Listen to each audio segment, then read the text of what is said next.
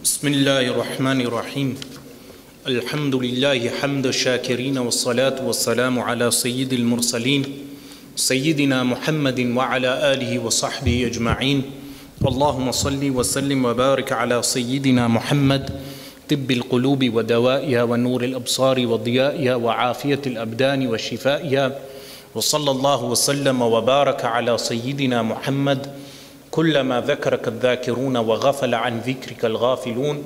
There were four principal issues which I wanted to touch upon. Going through the first, which was regarding the tenet of faith, meaning the article of faith of the finality of the Messenger of Allah sallallahu alaihi wasallam being the last prophet, the finality of prophethood. A breach of this tenet entails disbelief. So if someone disbelieves in the finality of the Messenger of Allah sallallahu alaihi wasallam, the finality of prophethood, he leaves the fold of Islam. This is equivalent to saying there is no God, or saying that there are two gods, or disbelieving in angels, or disbelieving in the Quran, because it is known in religion by necessity. So for people to say that this issue is irrelevant in the UK, I would say this issue has more relevance within the UK than any other country. Why? Because if we look at the colonial history of the UK, when they colonized India, that was the period in which Mirza Ghulam Ahmad Qadiani rose and claimed his prophethood, in the time during British colonialism.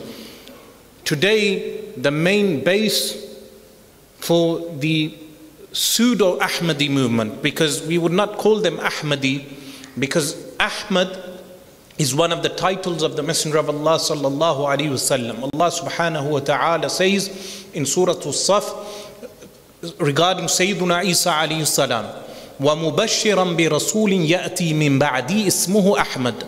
I give glad tidings of a messenger that shall come after me, whose name shall be Ahmad. So we tend to refer to them as Qadiyaniyah or Ghulamiyah. Ghulamiyah is the best name, because his name was Ghulam Ahmad, which means the servant of Ahmad. In his case, a disobedient servant of Ahmad. But so refer to them as Ghulamiyah or Qadiyaniyah. A few years ago, a famous public speaker said that this group of Qadianis divide into two factions. One is the group that says he is a prophet, and another is a group that says he is the Mahdi. He said that the group that says he is the Mahdi are not disbelievers. Later he retracted this. But the danger was that hundreds of people who blind followed him also followed him in that, showing us the danger of blind conformity in creed. It is impermissible for a Muslim to blindly follow in creed. That if a public speaker makes a mistake, then those who blindly follow him will follow him in his mistake. Allah subhanahu wa ta'ala says regarding the Messenger of Allah sallallahu alaihi wasallam, مَا كَانَ مُحَمَّدٌ أَبَا أَحَدٍ مِّن رِجَالِكُمْ. That regarding Sayyiduna Muhammad sallallahu alaihi wasallam, he is not one of the fathers of your men. Meaning, in that time, in pagan Arabia, they said the Messenger of Allah sallallahu alaihi wasallam has no sons who lived. They passed away. So the Arabs found this, the non-Muslim Arabs found this to be a fault. Allah subhanahu wa ta'ala corrects them. مَا كَانَ مُحَمَّدٌ أَبَا أَحَدٍ مِّن رِجَالِكُمْ. That Muhammad sallallahu alaihi wasallam is not the father of anyone, مِّن رِجَالِكُمْ, of any one of your men. وَلَكِنْ رَسُولَ اللَّهِ. However, he is the Messenger of Allah. وَخَاتَمَ النَّبِيِّينَ. And the finality of prophets. What does this finality of prophets entail? It means that no prophet shall be born after the time of the Messenger of Allah sallallahu alaihi wasallam. Therefore, Sayyiduna Isa alayhi salam descending in the end of times does not mean a new prophet has come, because Sayyiduna Isa alayhi salam was born prior to the Messenger of Allah sallallahu alaihi wasallam. This verse Khatam al-Nabiyyin means seal of prophets. In a qira'ah, a recitation, it is Khatim al-Nabiyyin. Khatim means the one who seals, the one who does the sealing. Now, The Qadiani movement, Qadianiya, they claim that Khatim, the one who seals, Mirza Ghulam Ahmad was one of those who was sealed by the Messenger of Allah sallallahu alaihi wasallam. This is a misinterpretation of the verse. Unfortunately, that public speaker also used this as a proof, an evidence, making the people, placing this obscurity in front of the people without answering. In public, if a scholar mentions an obscurity, a doubt, he should always mention the response to that obscurity. So, Khatim al-Nabiyyin, meaning the Messenger of Allah sallallahu alaihi wasallam, is the one who seals, does not do away with the other recitation, Khatam al-Nabiyyin, that he is also the one, the seal itself, meaning he seals prophethood, and after him no prophet shall be born. The Messenger of Allah sallallahu alaihi wasallam foretold in a hadith. This hadith narrated by Al-Imam Abu Dawud and Al-Imam Al-Tirmidhi and Ibn Hibban in his Sahih, that the Messenger of Allah, and in the Sahih of Al-Imam Muslim also on the authority of Thawban radiyallahu anhu, he said alayhi salatu wassalam, سَيَكُونُ فِي أُمَّتِ كَذَّابُونَ ثَلَاثُونَ. There shall be in my nation 30 liars. ثَلَاثُونَ, 30 liars. كُلُّهُمْ يَزْعُمُ أَنَّهُ نَبِيٌّ. Each one of them will claim that he is a prophet. وَأَنَا خَاتُمُ النَّبِيِّينَ. I am the finality of prophets. لَا نَبِيَّ بَعْدِي. There is no prophet after me. لَا نَبِيَّ بَعْدِي is a famous hadith mutawatir. So we have the authority of the Quran, a decisive verse of the Quran, which tells us regarding the finality of prophethood. We have a decisive hadith of the Messenger of Allah sallallahu alaihi wasallam. This same hadith, the Messenger of Allah sallallahu alaihi wasallam said, this hadith narrated by Al-Imam Ahmad and Abu Ya'la in his Musnad, بَيْنَ يَدَيِّ السَّاعَةِ ثَلَاثُونَ دَجَّالًا كَذَّابًا. Before the hour, meaning before the day of judgment is established, there shall be 30 liars. Dajjal means what? Those who deceive others. They will be people who deceive. Now, the second issue is regarding the history of false prophets. There is a history of false prophets. Do these false prophets have mental issues? Yes, in some cases they are delirious, meaning you get people who have narcissistic personality disorder in every profession. You will get this in the clerical profession, and you will get this in any other profession like sports or any field. When some people have narcissistic personality, NPD disorder, in some cases, they will claim to be the reviver, meaning the reviver of Islam. The person may have had a few books written and they will claim to be the reviver of Islam. In some cases, if they have lineage from the Messenger of Allah sallallahu alaihi wasallam, they will claim to be the Mahdi. This is when a person becomes delirious. In other cases, a person may claim prophethood, and this happened with a whole list of people in Islamic history. For instance, you had firstly one example in the lifetime of the Messenger of Allah sallallahu alaihi wasallam. There was Al-Aswad Al-Anasi. Al-Aswad Al-Anasi was from Yemen. And what did he do?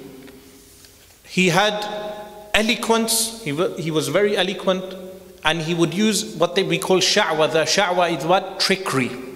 One trick that he had a donkey, and whenever he would tell the donkey to bow down or prostrate, the donkey would bow down and prostrate. Likewise, he would show other tricks to his followers, and he made a following.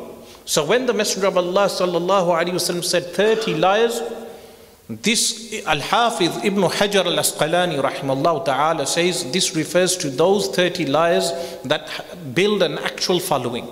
They build a following, and then those people follow them in their misguidance. Otherwise, if we counted the number of people who have mental illness and claim prophethood, they would exceed 30. The number of people who claim prophethood due to mental illnesses would exceed 30.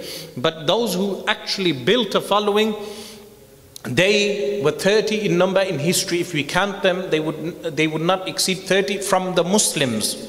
Otherwise, amongst the non-Muslims, we have so many. In recent history, David Koresh in America, the Branch Davidian sect amongst the Christians. Likewise, in Jonestown, in the 1970s, Jonestown in Guyana, where he made over 900 followers take suicide. They took a drink and they killed themselves through poison. Likewise, in the West, we have so many claimants of prophethood. But of recent history, you have Mirza Ghulam Ahmad Qadiani. So you had Al-Aswad Al-Anasi, and they would call him Dhul Khimar. Why Dhul Khimar? Because he would wear a cloth that would cover his face. Likewise, in Central Asia, there was one claimant to prophethood who would wear a mask, never reveal his face. And at one point, when the people wanted to see his face, he said, "Come at dawn." When they arrived at dawn, he had a metal object placed in a well nearby. When the sun rose, the metal object gave off light which reflected off his face, and he removed the mask. So the people saw his face resplending with light, illuminating with light, and he deceived his followers. So they would also call him Dhul Himar, Al-Aswad Al-Anasi. Why? The possessor of a donkey, because he had a donkey that would do tricks. Likewise, you have the famous Musaylama Al-Kadhdhab. Musaylama Al-Kadhdhab was from Al-Yamama in Najd, and he claimed prophethood. And then what happened? Sayyiduna Abu Bakr as-Siddiq radiyallahu anhu sent an army under the leadership of Khalid bin al-Walid radiyallahu anhu, who destroyed him. Likewise, in that same period, you had other people like Tulayha bin Khuwaylid, who done tawbah. He repented after claiming prophethood. He repented. Likewise, you have Sajah bint Suwaid, who did tawbah. She repented later in the time of Amir Muawiyah radiyallahu anhu. But she married Musaylama al-Kadhdhab. And there is a whole story how Musaylama al-Kadhdhab deceived her and then made her promise her prophethood, so-called prophethood, and gave her prophethood to Musaylama al-Kadhdhab. Likewise, you have Mukhtar al-Thaqafi, and you have in history you have the famous Qaramita sect. The Qaramita sect were a sect that arose in Damascus, in Syria, meaning they did not arise from Damascus. In fact, they arose from Eastern Arabian Peninsula. But what did they do? They invaded Damascus and killed thousands of people. The Qaramita sect.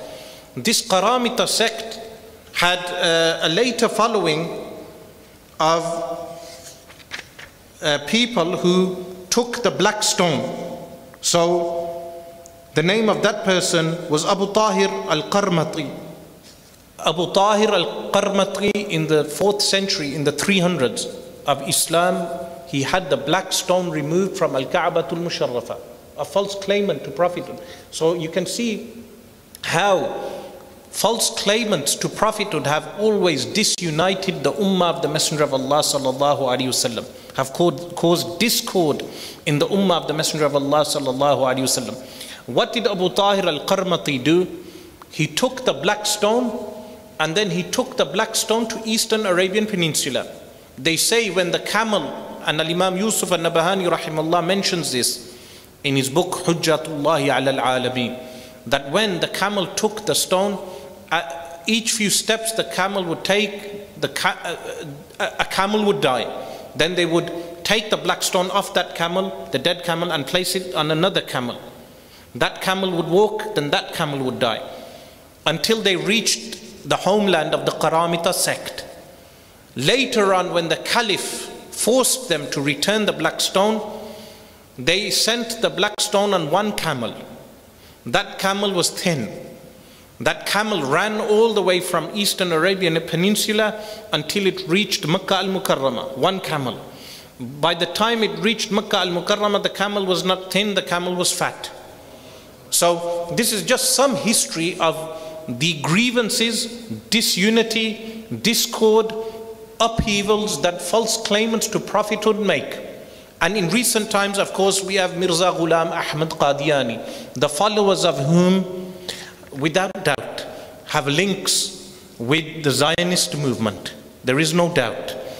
They host people from the Zionist movement. Likewise, the Zionists host all these minorities, like you have the Daudi Bora, you have the Baha'i, the Ismailis, Agha Khanis. These groups are all associated with the Zionist movement. Now, the problem that is escalating currently in Pakistan, likewise, all similar type of problems, you will always find the Zionist hand behind those problems. There is no doubt that if the ministers in Pakistan were to come out and mention who were the people who attempted to place this law in Pakistan, which law? The law that is being discussed now. They wanted the right for a Qadiani to become ministers within Pakistani parliament, a state which was created in the name of Islam. If they reveal the names, it would become obvious that there is a Zionist hand behind those names. Likewise, the Zionists have their hands in the CIA. The Zionists have their hands in the White House. They have their hands in parliament within this country, no doubt. Look at the Balfour Declaration in 1917. When the Balfour Declaration was written, the Balfour Declaration was sent to the Rothschild, Lord Rothschild at that time, who is one of the major bankers, the Rothschild family, one of the major banking families of the world today, who were in support of the making of the state of Israel. This is why when people say, why do you show so much concern for Al-Masjid Al-Aqsa? It is only, some people have said this, it is only stones and a building. Waliyadhu billah. Al-Masjid Al-Aqsa is the third holiest site. We would say not even the third, one of the three. By saying third, it is as if people are saying they come in order. No, we would say one of the three holiest sites in Islam. Every problem that is being observed, political problem and political upheavals in the Muslim world since the dismantling of the Ottoman Caliphate, go back to the Zionist hand. This current upheaval in Pakistan also goes back to the Zionist hand. So, two things which I would want to mention before finishing. One is regarding takfir, declaring other Muslims as disbelievers.